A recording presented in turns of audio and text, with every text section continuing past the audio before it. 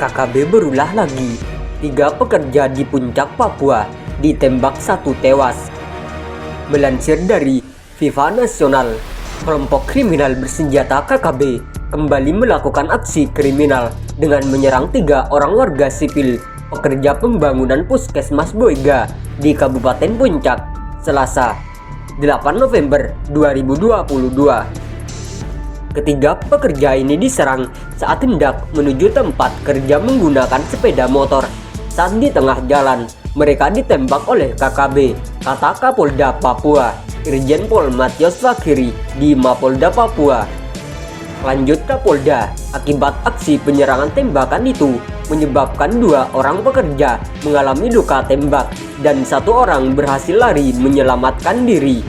2 orang yang tertembak itu yakni Wahyu 55 meninggal dunia akibat luka tembak di bagian lambung dan korban Ilham 43 tahun terkena tembakan di bagian pundak kanan, selamat dalam keadaan sadar.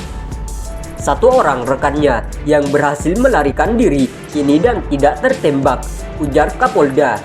Selanjutnya, kedua korban telah dievakuasi ke Timika menggunakan pesawat Smart Air dari Bandara Boiga menuju Bandara Mojes Kilangin, Timika.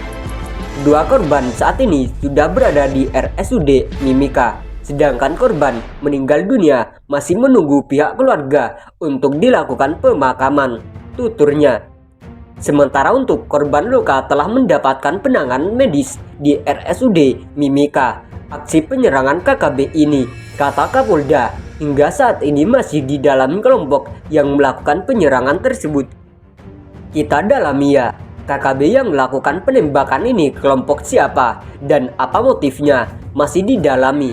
Kami pastikan penembakan ini dilakukan oleh KKB, tambahnya.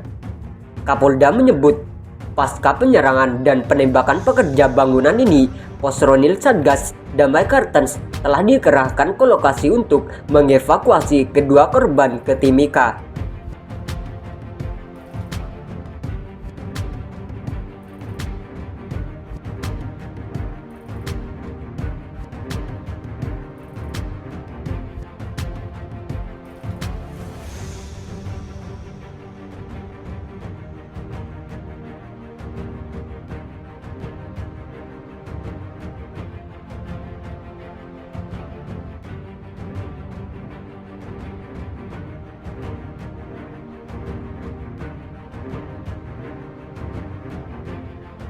Di bawah hujan peluru UPM, prajurit TNI ini khusyuk sholat dan bersujud. Ada sebuah kisah yang luar biasa tentang ketakwaan prajurit militer Tentara Nasional Indonesia kepada Sang Pencipta Allah Subhanahu wa Ta'ala. Sebuah kisah yang langka terjadi dan semoga menjadi inspirasi bagi prajurit TNI khususnya dan masyarakat pada umumnya. Simak jalan ceritanya yang didapatkan secara eksklusif oleh FIFA Militer. Hari itu, di bulan Februari 2021, situasi di pedalaman Papua sangat mencekam. Apalagi dalam beberapa pekan, bahkan beberapa bulan terakhir, eskalasi gangguan keamanan akibat ulah kelompok separatis bersenjata dari Organisasi Papua Merdeka, UPM Papua, kian meningkat. Satu persatu prajurit TNI gugur akibat tertembak. Begitu juga dengan masyarakat. Korban terus berjatuhan dari kebrutalan kelompok separatis itu. Pesan dan amanah berulang kali disampaikan para petinggi TNI kepada para prajurit yang bertugas di pedalaman Papua, agar mereka selalu siaga, sebab tak ada satu jengkal pun tanah di medan operasi yang aman dan nyaman. Dalam situasi itu, di sebuah tempat, sejumlah prajurit TNI bersiaga.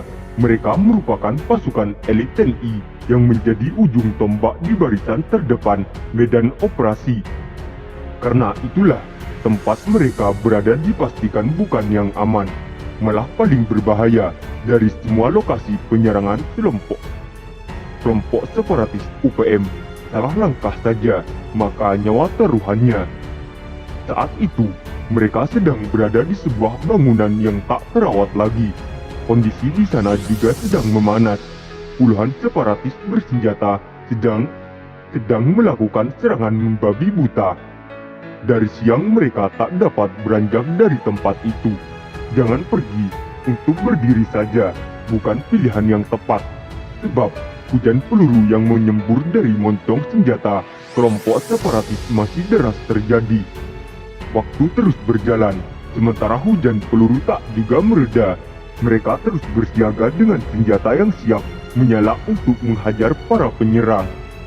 Sampai akhirnya tibalah waktu salat asar memanggil mereka. Sudah masuk